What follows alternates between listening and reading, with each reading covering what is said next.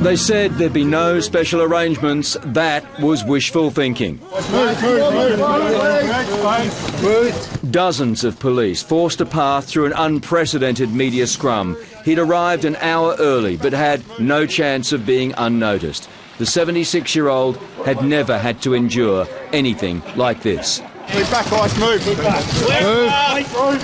Hello, I'm Paul Barry. Welcome to Media Watch and to the George Pell show, which lit up the world last week as hundreds of reporters rushed to cover the Cardinal's appearance in the Melbourne Magistrates Court, where he's pleading not guilty to alleged historical sexual assault offences.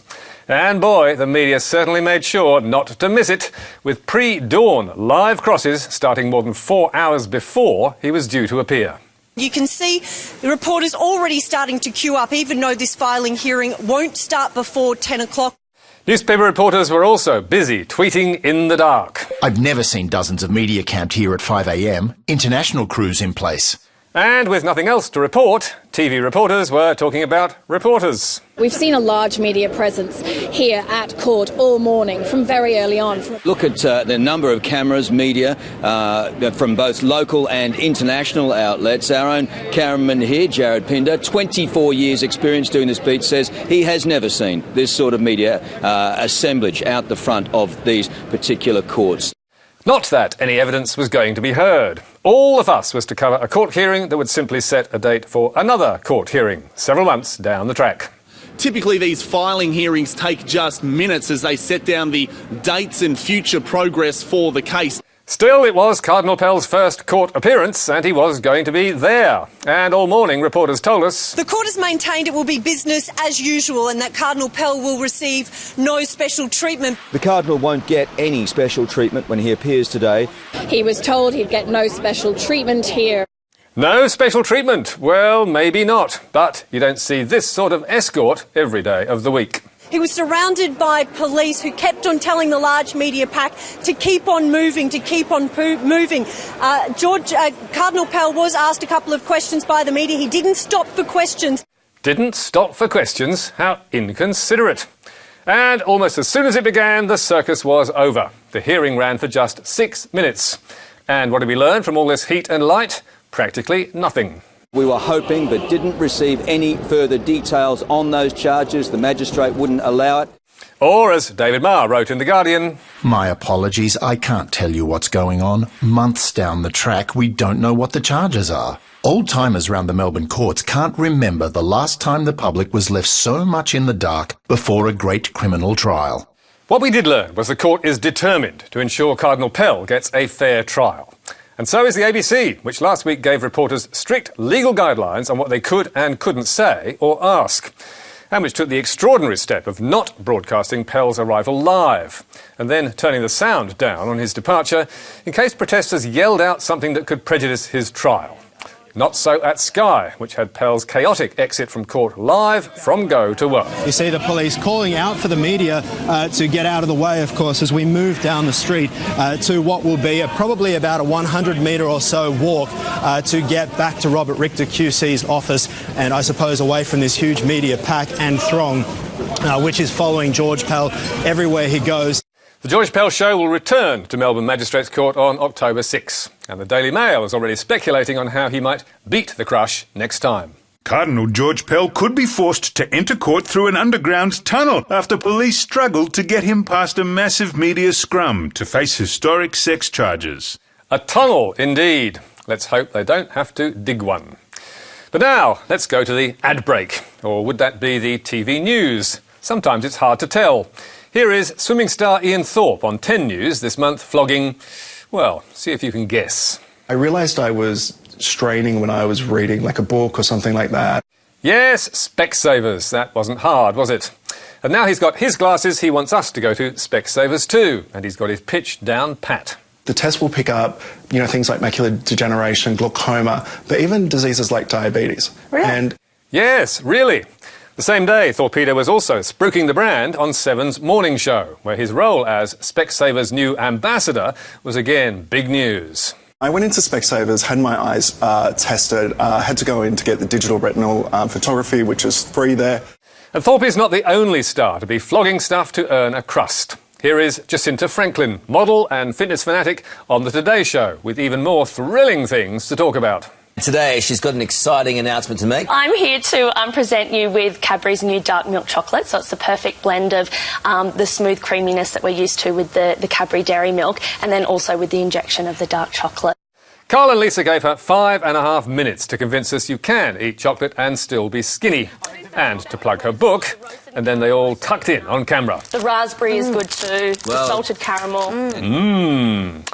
More recently on Today, it's been Kate Ritchie's turn to sell her wares to Carl and Sylvia Jeffreys. So, roll the drums, please. Well, I'm here this morning because I'm announcing that I'm the new face and ambassador for Jockey. Wow. Yeah, we're working together and there's a brand new campaign and we're launching the Weekender range. So, and that is what you can see right there. Whoa, hello, Sally. It's a pretty bold move. Yes, bold it was, but not half as bold as Carl, who was keen to find out. Were you wearing your jockeys on holiday? Of course I was. That's an intimate question. Yes, exactly. I don't actually feel comfortable talking about my underwear with you, Carl. What? But Kate, that's what you're there for. And she did okay, mentioning the brand 5 times and saying it had empowered her. But if Kate does want a lesson, she can turn on Today for another of Carl and Sylvia's spruikers, best-selling author James Patterson, coming live from New York. Good morning, Australia. Everybody ready for their test drive here? Yeah. Test drive? Test drive? I thought he wrote books. I'm doing a book now with President Clinton, Bill Clinton, and that's incredibly inspiring for me. Ah, yes, that's more like it. The fictional president is in trouble and he disappears, and I can't tell you any more until we find the president. But, you know, lately I drove this little Lexus LC 500, which I think they wanted me to talk about. Yeah. Hang on. What about the president? And they said, would I be willing to write a review? And I said, sure, let me drive it, and then I'll see if it's as thrilling as you think it is. And to cut a long story short, it was thrilling. For much of the next 5 minutes, Patterson banged on about how wonderful it was over glossy pics from the ad campaign to illustrate his point. It is a beast. It's just a beautiful, beautiful car, and my wife and my son agreed completely. And then inside, it's just leather everywhere, and just unbelievable. I mean, the way it shifts from gear to gear is amazing. Yes, amazing. But hang on, James, this is not supposed to be a commercial break. As far as we know, Nine did not get paid. Which makes you wonder why the network asks viewers to cop such boring rubbish, when Seven, according to Ubiquity, was running the Lexus ad and getting paid hundreds of thousands of dollars. A much better deal for all concerned. Except, of course, the advertiser. But now, let's switch to the latest episode of Where Do You Come From? Exclusive. One Nation's Malcolm Roberts will join us to prove he's not a dual citizen. Ah, we love an exclusive, and no prizes for guessing why it went to One Nation ally Paul Murray. But first, let's set the scene. With 2 Green senators forced to resign after discovering they were dual citizens, and Senator Matt Canavan forced to step down from cabinet after discovering he might be an inadvertent Italian, Malcolm Roberts has been under pressure to prove his dinky die. The One Nation senator's under as much scrutiny as anyone to prove he's taken the Constitution seriously. The former British citizen's yet to produce any public evidence he's renounced it. Last Wednesday, BuzzFeed revealed that Roberts, as a child, had travelled on a UK passport. But even that didn't persuade the senator to release documents that would prove he's renounced his British citizenship. Next day, his spokesperson told Fairfax the senator was simply choosing to believe that he was never British. How very odd. So, we desperately needed someone to get the real story. Step forward, Sky's Paul Murray, who's long lent Malcolm a sympathetic ear. Senator, how are you, mate? Well, thanks, Paul. How are you? Lovely to see you. 2 days earlier, Murray had called him a friend of the programme. But this time, Paul went straight in for the kill. Killing Roberts' critics, that is. A few people have done some Googling, have done some Wikipediaing, and are very determined to prove that you are a dual citizen. So, tonight, we are going to go through a series of documents that I have seen, that I have read, that are 1,000,000% correct. All of these nice to be seen. And it is the chronology of how we get to tonight. All right, let's deal with this once and for all, and I believe very clearly proves you aren't a dual citizen. 1,000,000% correct. And how do we know? Well, because Paul Murray says so. Now, I've seen that document. It's in bold. There's no question that that is the document that was put in place. Not once in their almost 9-minute chat did Murray press Roberts to reveal the documents to viewers or press him on why he wouldn't release them. But Roberts offered that answer himself. I didn't want to release the documents because you see what the Twitterati do. They just misrepresent some of these things. We've seen that already with other people. I could see that they'd be doing the same with me.